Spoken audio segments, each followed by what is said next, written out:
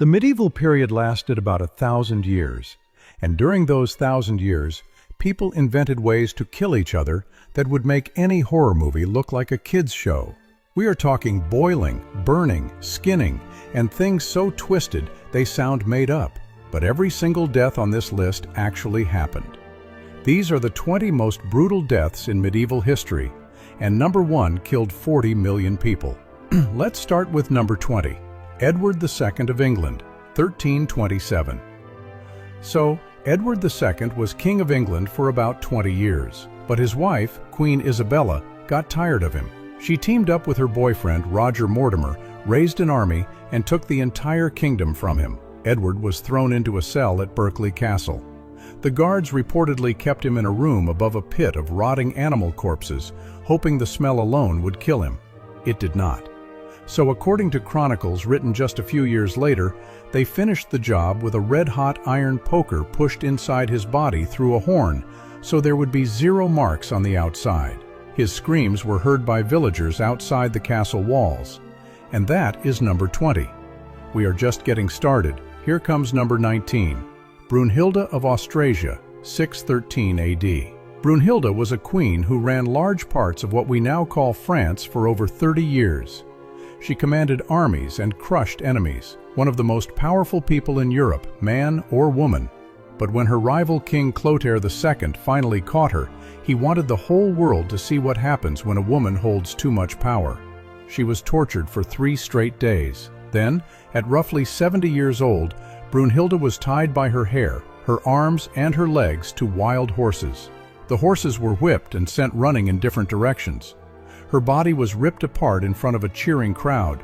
And somehow, the deaths on this list only get more creative. Let's move to number 18, Ragnar Lothbrok, around 865 AD. Ragnar sits somewhere between real history and Viking legend. The sagas say he raided England and France for years and became the most feared Viking alive. But King Aelle of Northumbria caught him, and Aelle wanted to send a message to every Norseman watching. He threw Ragnar into a pit full of venomous snakes. The sagas say Ragnar did not scream, he laughed. And as the venom spread through his body, he whispered that his sons would come for revenge.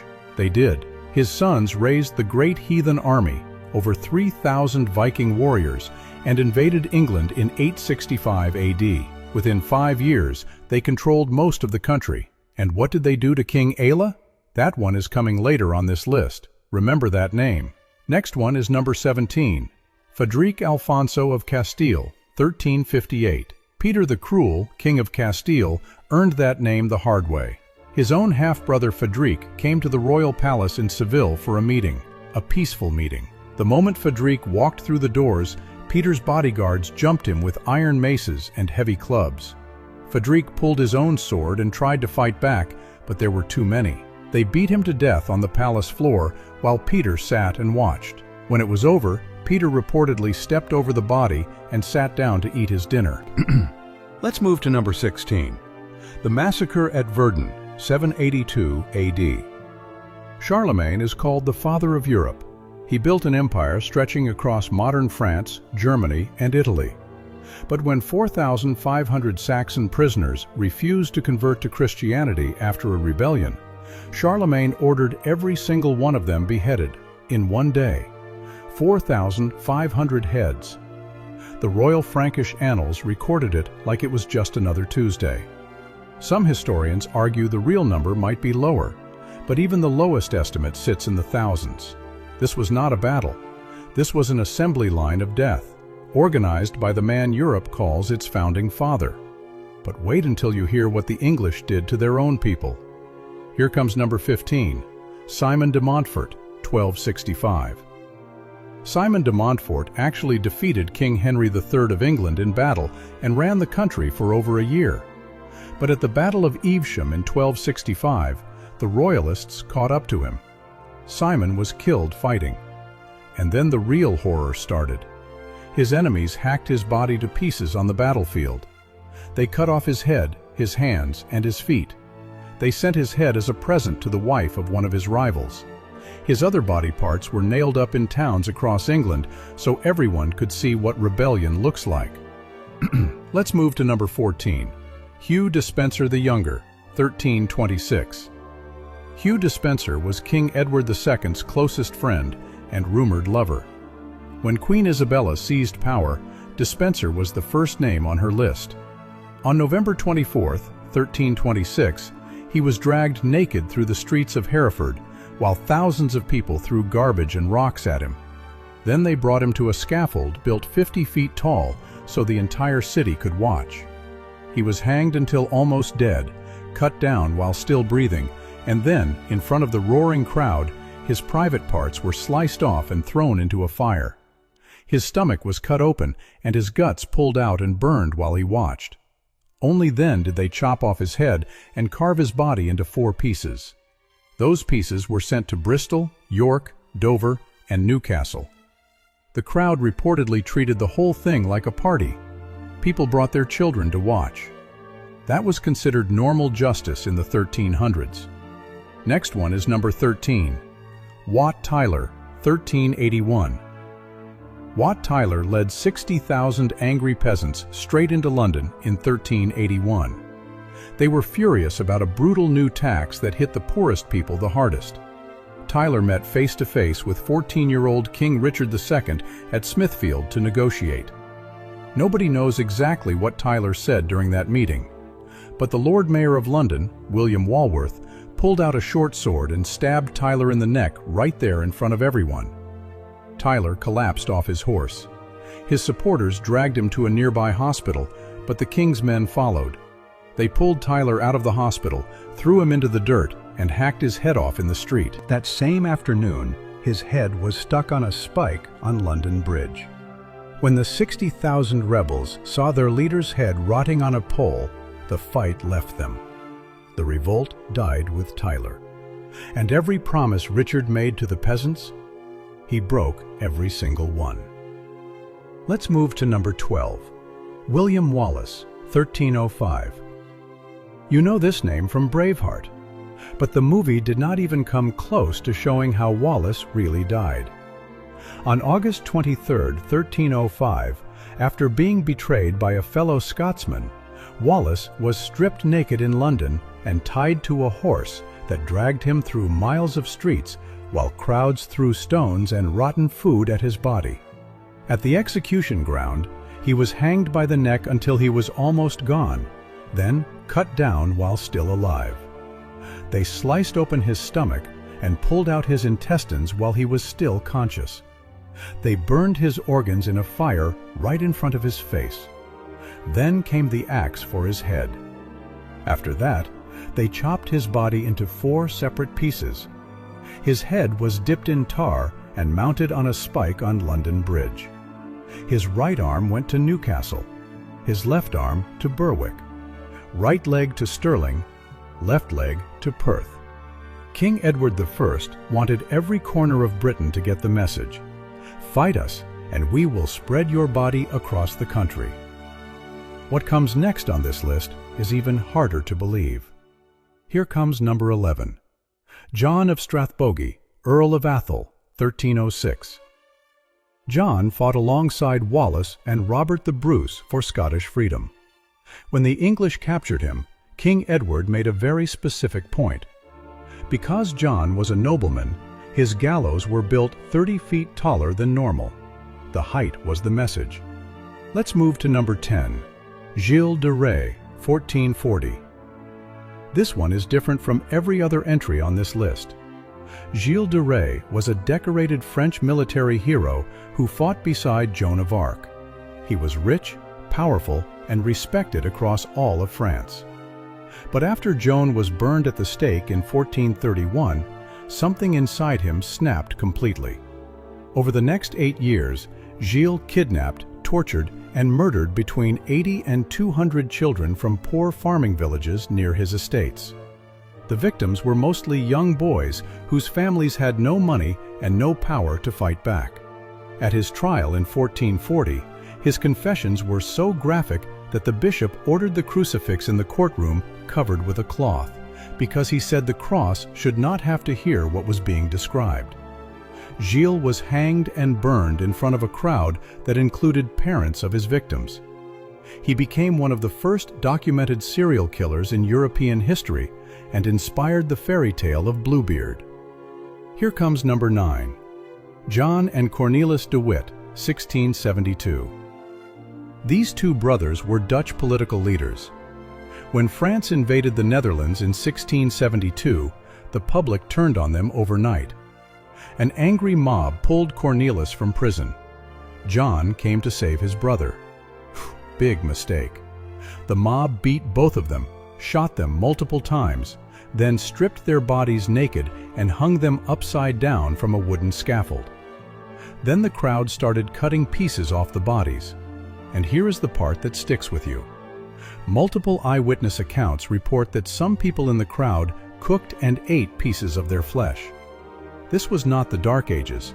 This was 1672. Let's move to number 8.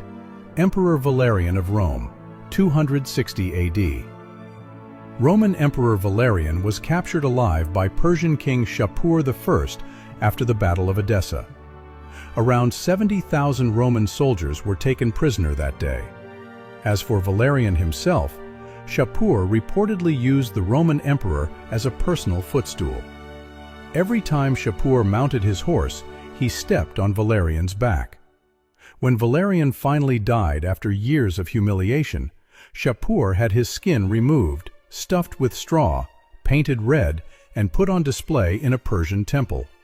Foreign ambassadors were shown the stuffed emperor as a warning of what happens when you challenge Persia. Next one is number 7. The blood eagle performed on King Ela, 867 AD. Remember Ragnar from number 18? Here is what his sons did to the man who threw their father into a snake pit. According to Norse sagas, they performed something called the blood eagle on King Ela. They pinned him face down. They took an axe and hacked open his back along the spine. They pulled his ribs outward so they stuck out like wings. And then, while Ela was reportedly still alive and breathing, they reached in and pulled his lungs out through the opening. Historians still argue about whether this actually happened or was just Viking propaganda. But the fact that it showed up in multiple sagas over hundreds of years tells you one thing. The Vikings wanted the entire world to believe they were capable of this, and that fear was the whole point. Let's move to number 6. George Plantagenet, Duke of Clarence, 1478. George was the brother of King Edward IV of England. The two spent years fighting and betraying each other until George was finally convicted of treason. The sentence was death. But according to several sources from the time, George got to pick how he went, and he chose to be drowned in a barrel of Malmsey wine, a full barrel, face down. Whether he truly chose this, or whether it was forced on him and dressed up as a choice, the image of an English prince dying face first in a wine barrel is one of the strangest royal deaths in all of history. Here comes number 5. Jacques de Molay and the Knights Templar, 1314. On Friday, October 13, 1307, King Philip IV of France arrested hundreds of Knights Templar across the country in a single coordinated raid. That date is actually one of the big reasons we consider Friday the 13th unlucky today. Philip owed the Templars a fortune and decided destroying them was easier than paying them back. Under extreme torture, many Templars confessed to crimes they never committed. Jacques de Molay, the last Grand Master, initially confessed too. But on March 18, 1314, standing in front of the flames that would kill him, de Molay took back every word. He shouted to the crowd that he was innocent and the Templars were pure. Philip ordered the fire set low to make the burning last as long as possible. From inside the flames, de Molay reportedly cursed both King Philip and Pope Clement V, calling them to join him before God within 1 year. Pope Clement died 33 days later. King Philip died 8 months after that. Next one is number 4. Medieval flaying, practiced across Europe and Asia. Flaying means removing a person's skin while they are still alive. And this was not random cruelty. It was an official legal punishment used by the Mongol Empire, the Aztecs, and several European kingdoms. Executioners would start at the face and work downward. Most victims went into shock before they reached the chest. In some cases, the finished skins were stuffed with straw and hung on city walls. In others, they were nailed to church doors as a public warning. The fact that governments signed off on this as an acceptable punishment tells you everything about how different the concept of justice was 700 years ago. Let's move to number 3. Piers Gaveston, 1312. Piers Gaveston was the closest companion of King Edward II. The English barons hated Gaveston for having too much influence over the king. When a group of barons led by the Earl of Warwick finally captured him, they did not just kill him. They ran swords through his body first, then cut his head clean off and left his corpse rotting on the side of a road for weeks. No burial, no prayers, nothing. A group of Dominican friars eventually picked up what was left and gave him a quiet funeral. Gaveston's death was a direct threat aimed straight at the king. It said, "We can take anyone you love, and there is nothing you can do about it." Edward never recovered from losing Gaveston, and his reign fell apart piece by piece after that. The same Edward who ended up dying at Berkeley Castle. Number 20 on this list. See how one death leads to the next? That is medieval politics, a chain of blood that never stops. Next one is number 2, hanged, drawn, and quartered at Tyburn. Tyburn was a killing ground just outside London. For over 500 years, from the 1200s to the 1700s, hundreds of men were executed here using the worst method England ever invented. The process never changed. First, they dragged you behind a horse through the streets to the execution site. Then they hanged you by the neck until you were half dead. Then they cut you down, sliced open your stomach, pulled your guts out, and burned them while you watched. Then came the axe for your head. After that, your body was chopped into 4 quarters, dipped in hot tar so the pieces would last longer, and mounted on spikes across the city. One of the most famous victims was David ap Gruffydd, the last native Prince of Wales, executed in 1283. He suffered every single step. His head joined a growing collection of skulls rotting on the Tower of London. The English did not just want to kill you, they wanted your death to be the last thing anyone forgot. And the last is number 1. The Mongol Empire under Genghis Khan. No group in medieval history killed more brutally or on a bigger scale than the Mongols. Genghis Khan and his descendants killed an estimated 40 million people during their conquests. That was roughly 10% of every living person on Earth at the time. But the numbers alone do not tell the real story. The methods do. The Mongols poured molten silver into the eyes and ears of enemy leaders. They stacked living prisoners in piles and crushed them under heavy wooden platforms, then sat on top of those platforms and ate their dinner while people suffocated beneath them. At the siege of Baghdad in 1258, Mongol forces killed somewhere between 200,000 and 1 million people in a single week. The Tigris River ran black with ink from destroyed libraries, and then turned red with blood. The Caliph of Baghdad, the most powerful man in the Islamic world, was rolled up in a thick carpet and trampled to death by Mongol horses. Why the carpet?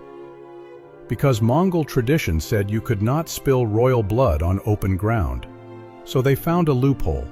They killed him without a single drop touching the dirt. That is the medieval world summed up in one death. Even murder had traditions. Even cruelty followed rules. And the people